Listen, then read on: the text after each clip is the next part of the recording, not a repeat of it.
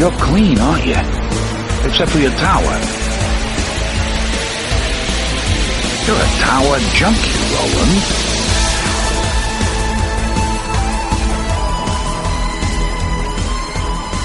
This is a morbid thing, and it's not in the episode or anything. I might actually add it to the end of the Patreon thing. I don't know, but I was thinking about this when I was watching, I think, Parasite, or I was seeing some movie in the theater, and I was sitting there, and I was like, assuming that I die of like a medical issue or some kind of like medical or natural kind of issue and everything, I think the amount of time I spend at a movie theater and everything, it's like a pretty good chance I'll die in a movie theater. And that I'm okay with that. I think that'd be kind of cool. And then you guys would do an episode of Obsessive Viewer where it's just like, Matt really hated this movie. The dude fucking died. You're nuts. Yeah. Okay, shall we begin? Sure. Okay, let me bring up my notes. Hello and welcome to Tower Junkies, presented by ObsessiveViewer.com.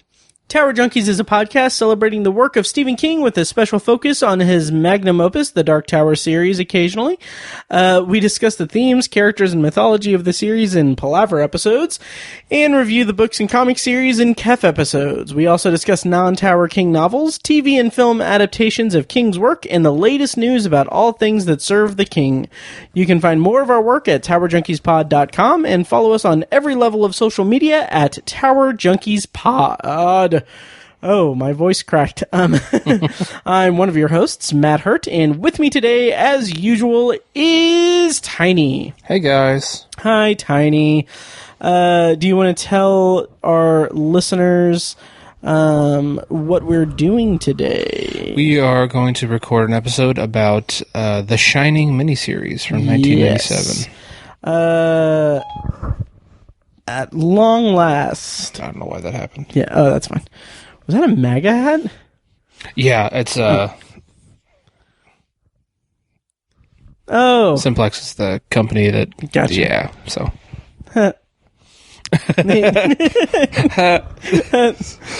Sidetrack, and we'll get back into it. But it's so interesting because I downloaded OkCupid just for shits and giggles. And do you remember how they had like questions, and like each question, like you could add like reason for your answer? Mm-hmm. So I remember in like 2012 or 2013, I remember going through and being like, okay, people that like the questions that are like the most divisive questions and everything. Like I remember like going, like doing like the reason being like, oh, I'm not really political. I don't really care. So it's not, whatever. I don't care if you feel this way or whatever and everything. But like now it's like 2019 and it's like one of the questions is, would you date someone who is, who doesn't believe or is against vaccinations? And I'm like, I don't want kids, but I also don't want my partner to be a fucking moron. And just like I was very, I have more, strong opinions now. Right. Different time. Yep. What'd you say? It says a different time. Oh, different time. Yeah. I thought you said get in time, and I'm like, no. Yes. So today on the podcast, we are, I don't know where that's a clean break or anything. So we're going to be reviewing the Shining miniseries from 1997, starring Steven Weber, Rebecca De Mornay, written by Stephen King and directed by Mick Garris. Before we do that, I do have a couple of news bits to share. Do you see that there's going to be Funko Pops for Stephen King? I did. Yeah. Definitely gonna have to cop them. Me too. I'm so excited for them. There's two versions. I think I'm gonna definitely get both if I can get my hands on them. But I did think so stupid. When I do get them, I am going to post on social media and be like, "What is this? What is this? EW in the early to mid 2000s?" Because look at this pop of King. because, okay, in Entertainment Weekly, Stephen King did a column where he commented on, like, movies and TV shows, pop culture and stuff, and they called it Pop of King. Yeah. Cool. So be on the lookout for that. Tower Junkies Pod. Not an obscure joke at all. No. I actually do have, like, all of it. Ridiculous. When we were security guards, I went through the archives of the Pop of King thing and put them into Word documents. Oh my god. And I have a file on my computer that is Pop of King, and it's all of his stuff. Wow. So we will review those at some point. Oh boy. Yeah. That's it for news. Do you have any check-ins? I don't. Yeah, like I said, I started. I guess I said that in Patreon, but I'm listening to an older Eric Larson book about the Lusitania. Right. Called Dead Wake. Is that what it's called? Yeah. Sure. Something like that. Yeah. Yeah. But so that's what I'm listening to now. Okay. After listening to Dr. Sleep for a second time before the movie came out. So. Yeah. Cool. Yeah. Really brief, like, one sentence thought on Dr. Sleep the movie. Currently sitting at my number one movie of the year. Nice. And may not move. Nice. Kind of a sentence fragment, but okay. God. I'm sorry. I'm really sorry. It apostrophe S currently sitting at period. It's you just said currently sitting at. Yeah. So what? When you said it, that's why I said, because I'm a dick. Right. Yeah. Cool. Dick. Yeah, I know. Yeah, my quick one sentence thing is, me like movie, good. It was really good. Yeah. So I'm excited to talk about that in more detail in the coming days, weeks, whatever. Nice. Me too. Yeah. And then that's it for check-ins, I think, because I don't have anything. Oh, I did get paperback editions of The Langoliers and something else I forgot. Oh, Elevation. Okay, cool. Yep. Yeah. Also, thanks to some fun twittering, the Tower Junkies Pod follower count fucking exploded. Yes. Yes, that was cool. That was cool. But yeah, we kind of tripled our follower count, which was pretty low anyway. Yeah. But if you are listening to us because you started following us in the last month or so, hope you guys like the show, and thank you so much. Yeah, thanks, guys. Yeah. So, without further ado, let's go into our review of the Shining miniseries. Yeesh. Our greatest fears are all around us, hiding in nightmares, shrouded in evil, waiting to be unleashed. You shine on, boy. Shine on? The Bible calls it having vision. I can feel it coming off you like heat. From Stephen King, the creator of It, The Tommyknockers, and The Stand, comes a completely new vision of terror. Seize your destiny, Mr. Torrance. Coming, sweetheart. Are you gonna hurt me, Daddy? Come down here and take your medicine! Oh, my God. You're never taking my son! This spring, Brandy! go to hell and pray you get out alive. Rebecca De Mornay, Steven Weber. Daddy's mad at Mommy. Stephen King's The Shining. So the plot summary, of course, is a recovering alcoholic must wrestle with demons within and without when he and his family move into a haunted hotel as caretakers. As I said, this stars Steven Weber, Rebecca De Mornay, written by Stephen King, and directed by Mick Garris. Okay, so we are going to talk in non-spoilers, I guess. Or should we? Yeah, let's talk in non-spoilers. Sure. So non-spoilers for the Shining miniseries. Tiny, first of all, what's your history with this? Also, I do want to mention that it aired April 27th, 28th, and May 1st, 1997 on ABC. So what's your history with the miniseries? He asks while you're mid-yawning. Sorry. Yeah, I'm sorry. No, it's me. So I actually saw this, or watched at least some of it, when it aired in 1997. Wow.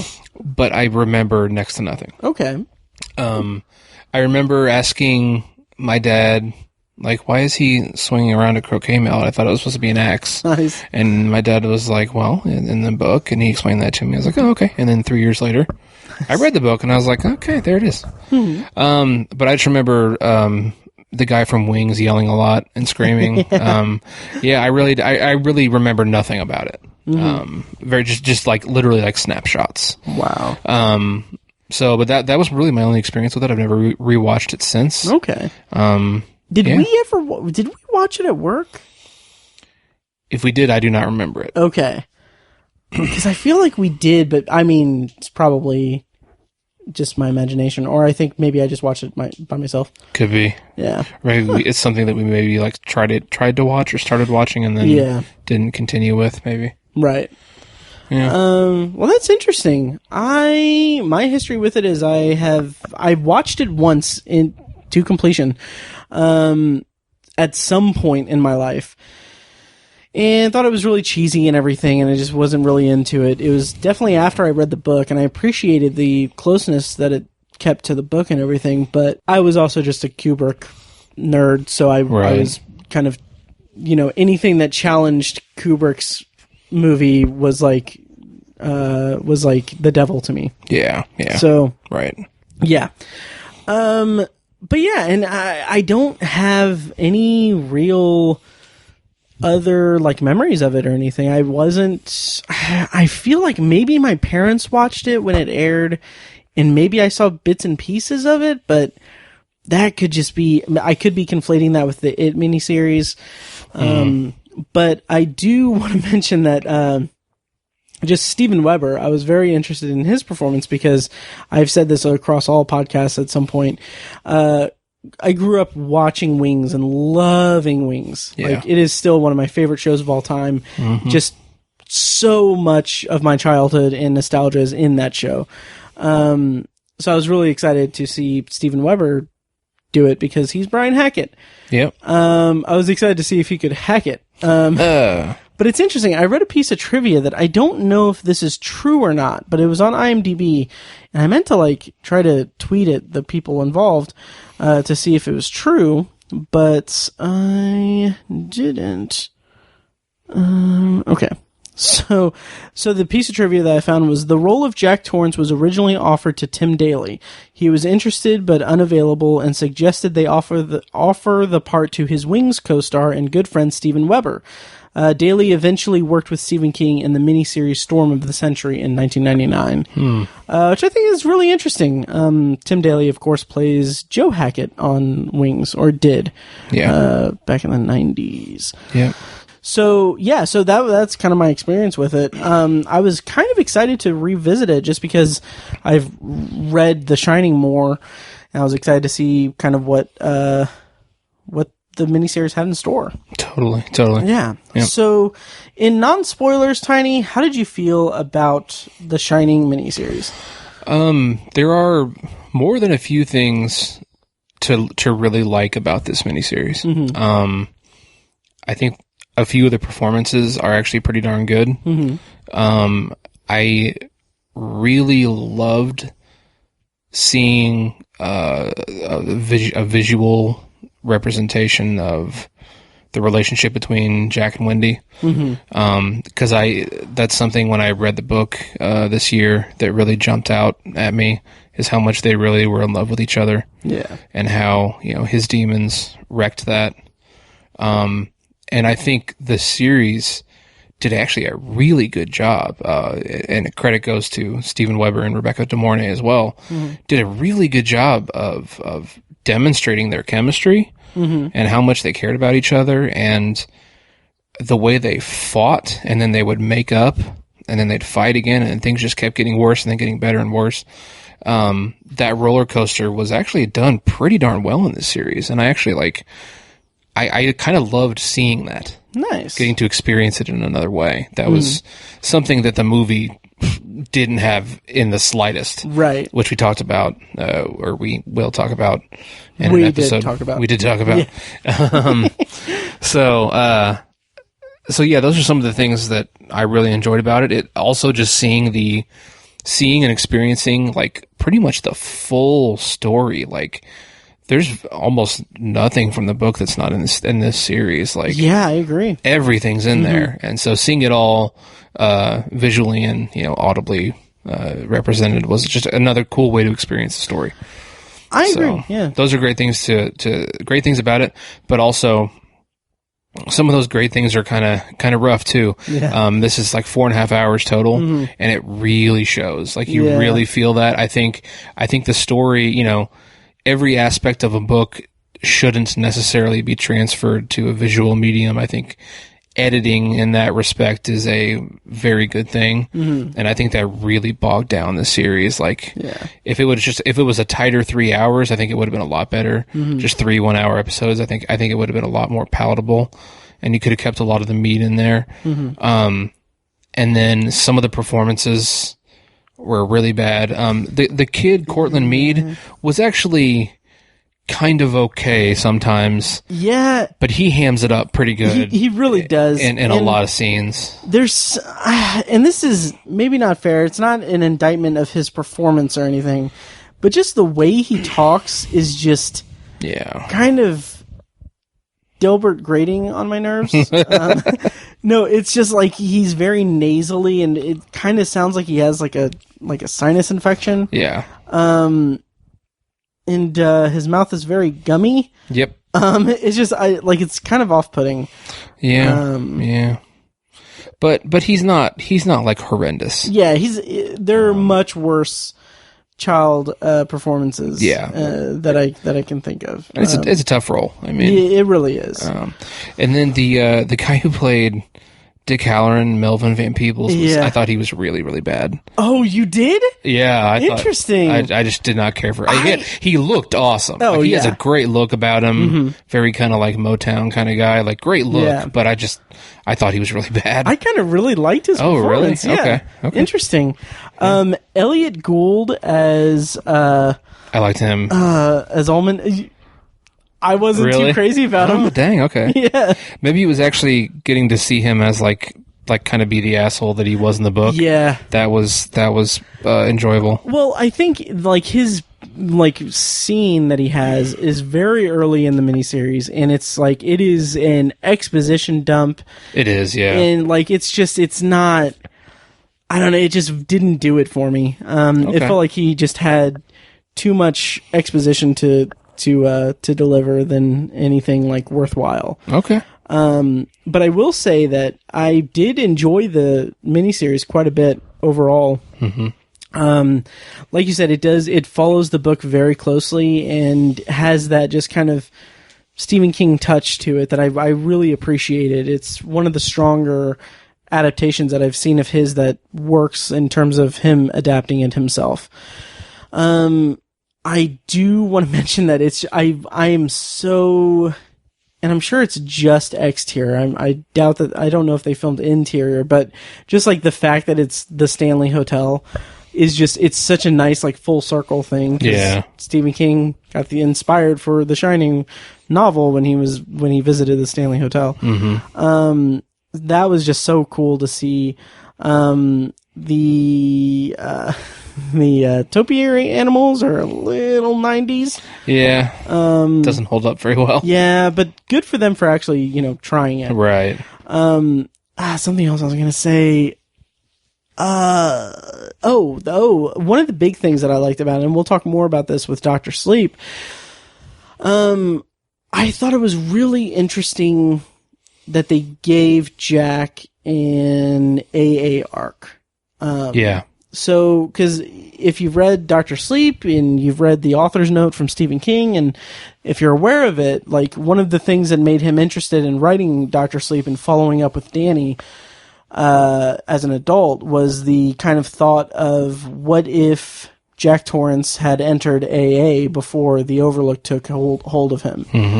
Because, of course, Stephen King, he has not so anonymously been a champion of AA, and I'm presumably he has, like, he's in AA when he went into AA when he got sober. So it's really interesting that they added that and had kind of a little arc for Jack in the miniseries in that regard. That's about all in non-spoilers. I do want to clarify something that I said in the last episode talking about the novel. I mentioned that the trivia for the Friends episode that references The Shining said that it only, it bugged me because the trivia said that that Joey only references the movie when talking about the book. But in actuality, he does reference the book in the show. The discrepancy that I found in the kind of the thing that annoyed me about the bit in the show is that it's not that he misreferences, but there's one part where he says all work and no play make blank a blank blank, as reference to the novel, but that's not in the novel. It's in the movie. Yeah. So just wanted to clarify that. I don't remember if I did clarify that in the Shining movie review that went out last week, that I have not listened to in months. So yeah. Anyway, performances I did think were pretty good. And to your point about the pacing and everything, I do agree that it is very much a slow burn and everything through the plot, and it's like no stone is left unturned. Yeah. I do appreciate that they included the wasps. I thought that was cool. But I do feel like I did feel it too. Like I felt the kind of draggingness of it. Like when I think it may be the beginning or I think it's the end of the second episode when they're kind of like it's when they're finally like starting to realize like, oh, something's wrong. Yeah. It just feels like, okay, we're there. Like get to the point, get to the overlooked stuff. But then it just doesn't and then the third episode just has more of that. Yeah. Like it's just, I don't know. Yeah.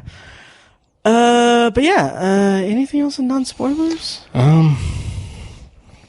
I don't know. I agree with your point also about the set of the Stanley Hotel was really nice. I think the exterior especially, but I think that's one thing that I think both iterations of the adaptation got right. Like I think the exterior and interiors of Stanley Kubrick's movie are just about perfect. Like I think they're really incredible. I agree completely. But I think this miniseries is almost on par. I mean, as far as like the camera shots and the angles and all that, it's not on par with Kubrick, of course, but just the Stanley, the way they did the Stanley Hotel, the exterior shots of that, and the interiors as well. It felt a little 90s, like some of the decor and stuff, but as opposed to like an Art Deco-y kind of 40s, 40s feel. Yeah.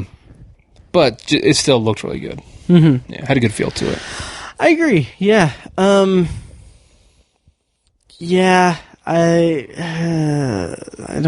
running out of steam with non-spoilers. Me too. Yeah. The violence and the makeup effects, in particular, of certain apparitions in it were pretty solid, especially for a made-for-TV definitely miniseries on network TV in the 90s. Especially the woman in the tub. Yes, that's difficult to pull off on network TV. But with those restrictions, she looked good. Oh yeah. Oh, I mean.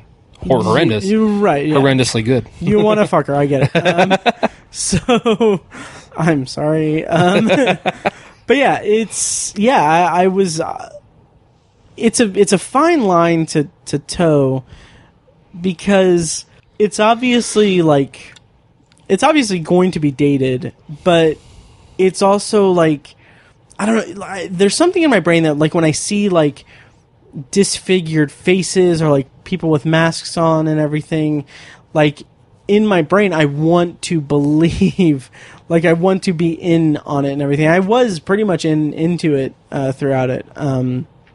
So that's just kind of a weird way to say that I dug the makeup effects. Yeah. Should we talk about the cameo in non-spoiler or in spoilers? Spoilers. Spoilers. Okay, yeah. Should we go into spoilers then? Sure, yeah. All right, cool. Well, we are going to go into spoilers for the Shining miniseries. If you haven't seen it and you don't want to be spoiled, it does follow the book pretty closely. So if you've read the book, I don't think there's anything really to spoil. Yeah. But yeah, come back and listen to it after you've seen it. I think it's available on. I know it's available on Vudu. But I think it's also available pretty much anywhere you get like digital stuff, online, iTunes, Amazon, all that. Check it out. I would say it's worth it. Yeah, it's worth like $10. I would say it's worth. I would say it's on the same level as the It miniseries. Mm-hmm. Like it's really nice to see everything. Why is this doing this? Yeah. I didn't even touch. Oh, it's because I said the word. Okay. What word? I almost said the word Siri. Hey Siri. Oh, because you said series. Oh, wow. I don't even have this shit enabled. I don't know why this is enabled on my phone. Okay. Wow. Sorry. Okay. All right. So you were going to say it again. I'm trying not to say anything close to that word. Yes. It's ridiculous. Mm-hmm. If we could just... I can't think of a pun. Damn it. I don't know. I was going to... I don't know. Bring your thoughts Google Home, and we can get this Alexa up. What was he trying to say? You say it's comparable to the It miniseries. Gosh. So the way I feel about it is kind of comparable to the It miniseries. Like it's very, very campy, and fucking Christ, I hate you. I don't know why it's doing that. Oh, that's great. The way I feel about it is very comparable to the It miniseries. Maybe say It 90s adaptation. Yeah. The way I feel about it is very similar to the It 90s adaptation in that I think it's campy and like not that great and there's some crappy acting, but it's really nice to see the whole story represented in a visual medium, you know what I'm saying? To see, to experience the story in another way so closely. Yeah. Because that's what the It miniseries did too. It's got a lot of problems, but it's just amazing to see, to actually watch those characters and to see Pennywise and to have someone say those lines. Yeah. It's just it's good for that. It's satisfying in that way, despite all its flaws. Yeah. And it's an adaptation. It's something that, the King canon, The Shining is respected, and it's interesting to see another take on it. Yeah. Yeah. So I would say it's worth it, definitely. Yep. Shall we go into spoilers then? Well, let's go. All right. Spoilers for the Shining miniseries are coming up after this little interlude of music or trailer stuff. I don't know. So yeah, you're warned. Check the show notes and everything for timestamps, and we will be back.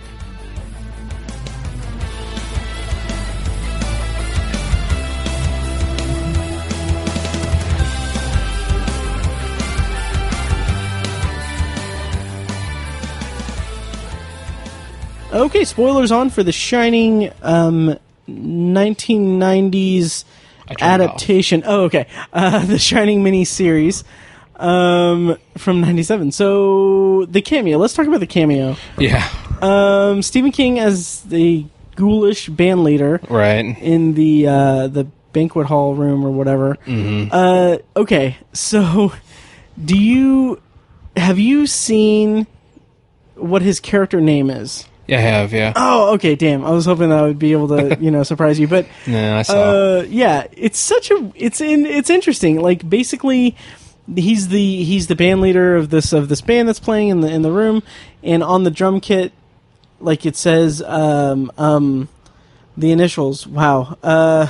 G what's the C. last name? Creed. GC. Yeah.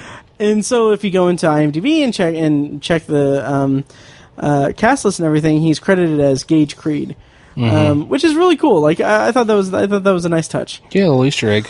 Yeah. Oh yeah. How do you think he did? Fine. I mean, yeah, whatever. Yeah.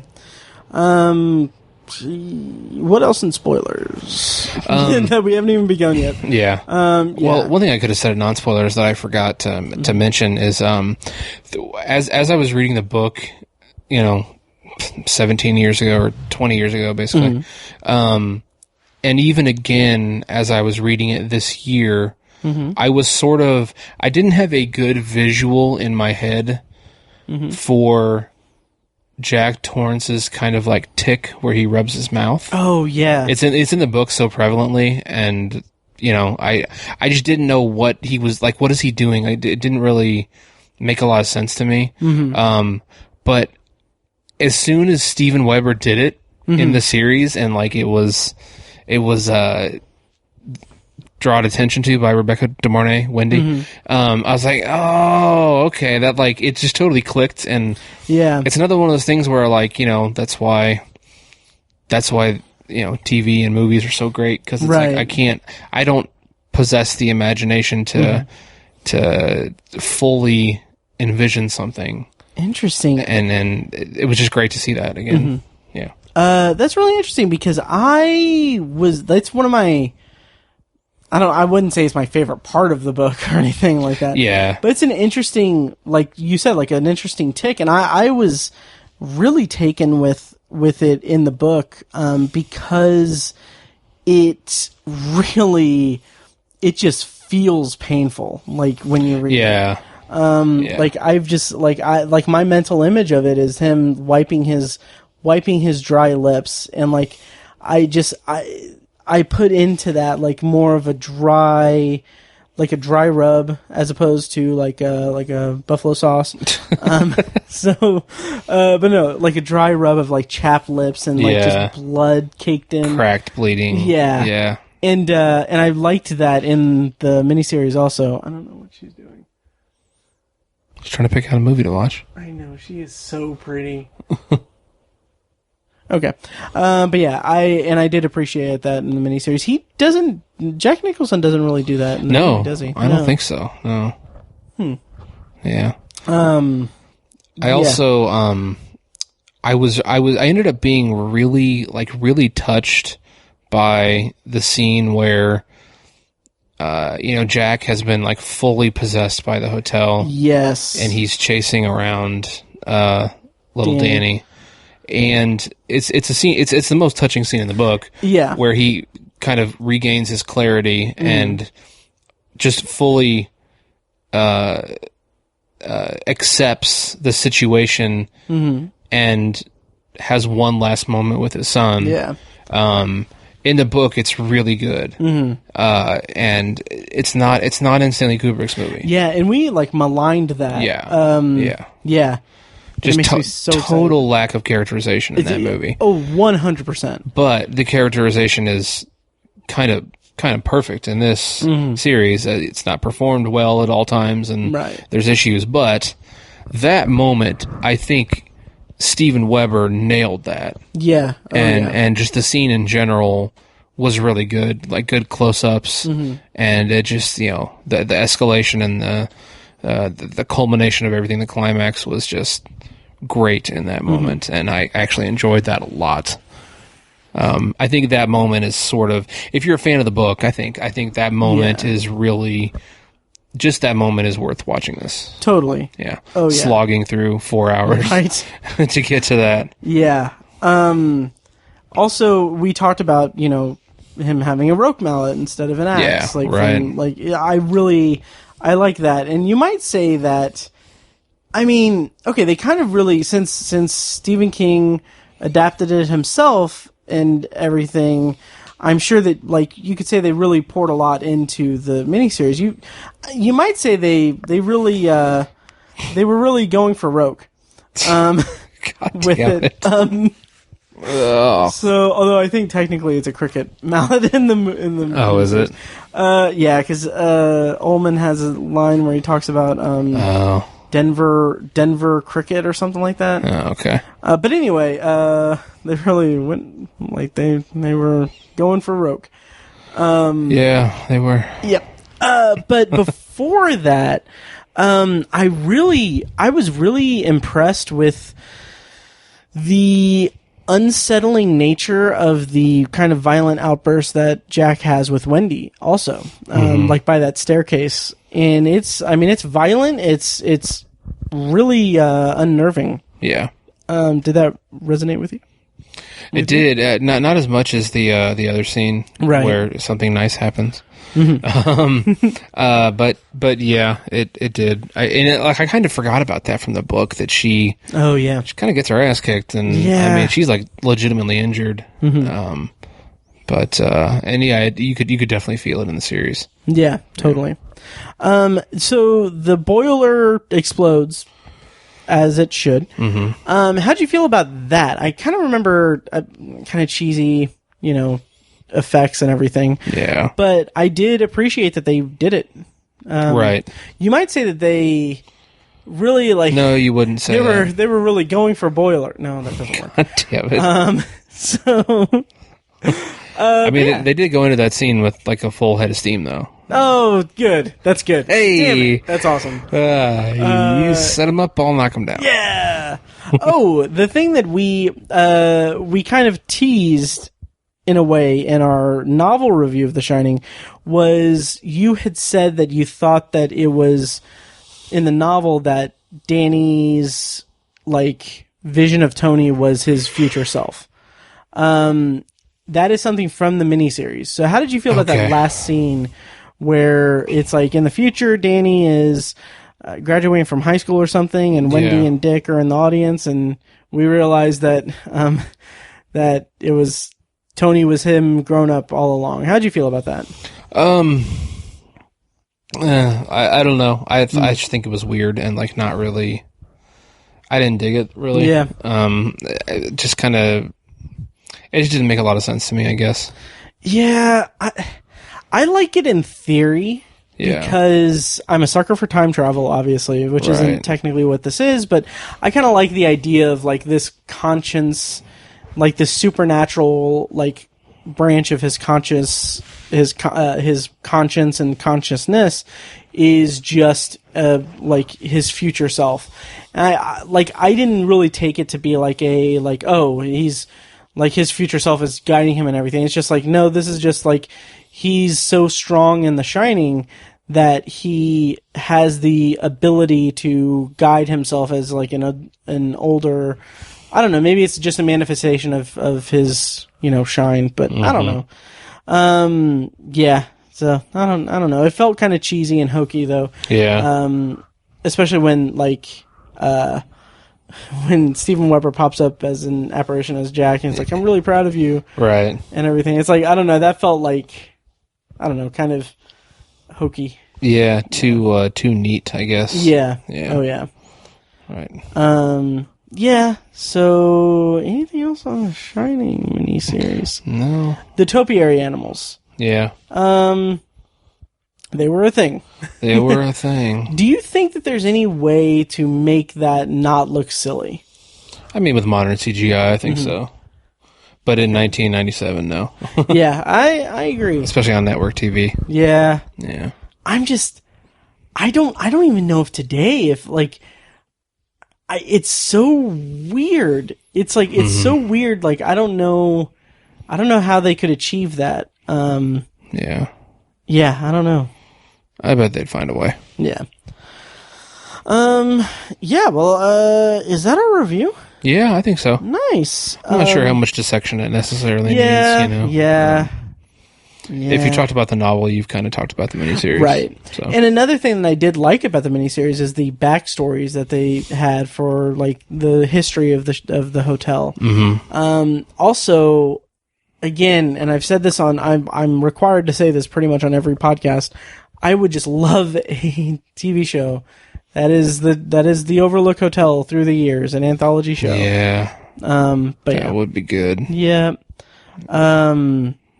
Yeah, well, I guess that'll do it for this review. To let us know what you think. Oh, how does this rank with you in terms of the Shining adaptations? I mean, the book is number 1, and I think Kubrick's movie's number 2. And then I can't really talk about the rest until we talk about Dr. Sleep, but spoiler alert, Right. the series is probably at the bottom of the list, frankly. Yeah. But like I said, there's a lot of stuff to like about the series. And Yeah. Oh, yeah. I don't regret watching it, and I would legitimately recommend it to Stephen King fans. Same here. Yeah. If you're not a Stephen King fan, skip it. Yeah. Yeah. But- it's. Yeah. I don't even know if this reference makes sense, but I'm not even gonna. I was gonna make a Mean Girls reference. What is it like? She doesn't go to the school or something like that. Oh yeah. Yeah. She doesn't even go here or something like that. Go here. Anyway, so yeah, I agree. If you're a completionist for Stephen King, yeah, and with Curveball, how do you feel about this verse? Oh, this could be an interesting episode down the road. How do you feel about this versus the It miniseries and the Stand miniseries? If you've watched it, Oh boy, I have. I've seen all three, and I think I watched The Stand as recently as 4 or 5 years ago. oh, nice. Maybe 6-7 years. I don't know. I mean, they're all cheesy and network TV cheese camp from the mid '90s, and just not great. I think I need to see the Stand miniseries again, but I think I wouldn't even recommend that for Stephen King fans. Oh, really? I think I disliked it that much. Wow. Yeah. That's going to be an interesting, because we're going to have to watch it and review it. Oh yeah. Next year. I mean, frankly, I want to. Yeah. Oh, me too. Yeah, I want to see it again. That's like a year's worth of podcast, I Yeah. think. Between the book, the miniseries, the new miniseries. Yeah. The comic books. Oh, yeah. Oh, God. Yeah. Which I haven't read. I have a Uh, bunch of them. Yeah, I have some. I have one trade paperback of it. I just haven't read them. Well, that yawn is my cue. I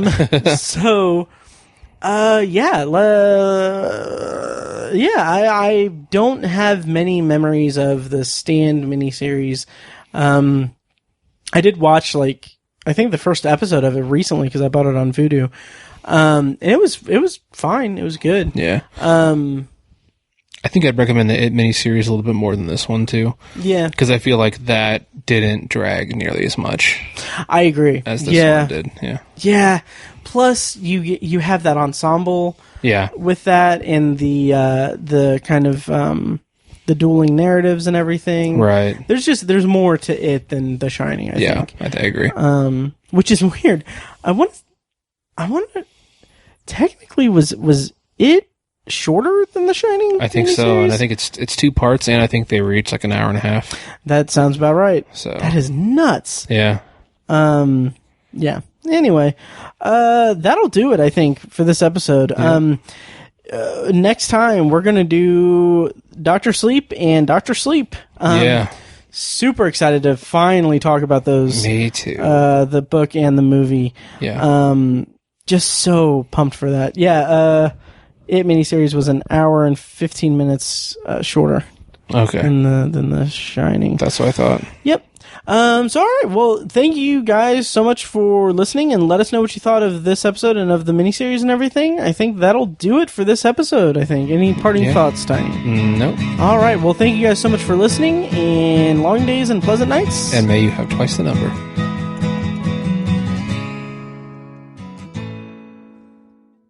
And now, here's a short clip from our Patreon exclusive RSS feed. To hear the full clip and more exclusive Patreon content, go to patreon.com/obsessiveviewer and become a patron at the minimum rate of $1 per month. Thank you and enjoy. Apparently, the people sitting in the row behind me thought it was appropriate to talk at full volume throughout the entire time. God. And that was people. I hate people. Right. Don't do that. No, Just do not. Don't do that. Are they dead now? Did you bury the bodies? Oh yeah, absolutely. Gotcha. Well, no. Okay. For the record, I did not kill them or confront them because they both had windbreakers on that said security on the back, so I was afraid that they might be unbreakable. So anyway, what was your thing? I'm sorry. You're silly. So Tower Junkies is edited and produced by Matt Hurt and presented by ObsessiveViewer.com. For a full archive of our episodes, go to towerjunkiespod.com/archive. You can also like our Facebook page at facebook.com/towerjunkiespod and follow us on Twitter at towerjunkiespod. If you enjoy the show, please take a couple minutes to leave us a rating and a quick review on Apple Podcasts. This is the easiest way to support what we do, and all it costs is just a little bit of your time. If you'd like to donate to the podcast, you can make a PayPal donation at towerjunkiespod.com/donate or support us on Patreon for recurring donations and access to commentary tracks and B-roll audio recorded exclusively for patrons at patreon.com/obsessiveviewer. Every donation goes toward paying the fees to keep the podcast running and is greatly appreciated. For official Obsessive Viewer merch, including shirts, mugs, phone cases, and more, visit our TeePublic store. You can find a link to the store in the show notes of this episode and at obsessiveviewer.com/donate. Or you can simply search for Obsessive Viewer at teepublic.com. For information about our annual live event showcasing short horror films from local filmmakers, check out shocktoberinirvington.com. And for an archive of all our events, as well as news about potential future events, head over to obsessiveviewer.com/live. For more podcast content, you can find our flagship movie and TV review and discussion show, The Obsessive Viewer Podcast, at obsessiveviewer.com and on Twitter at obsessiveviewer.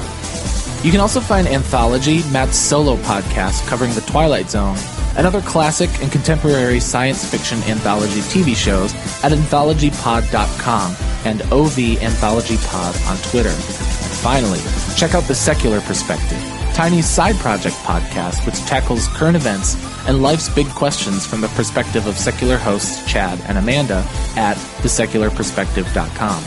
Music for the podcast is provided with permission from Fingers T on YouTube. Additional bumper music is provided courtesy of As Good As It Gets, which can be found at facebook.com/asgoodasitgetsband. Thank you so much for listening. Long days and pleasant nights.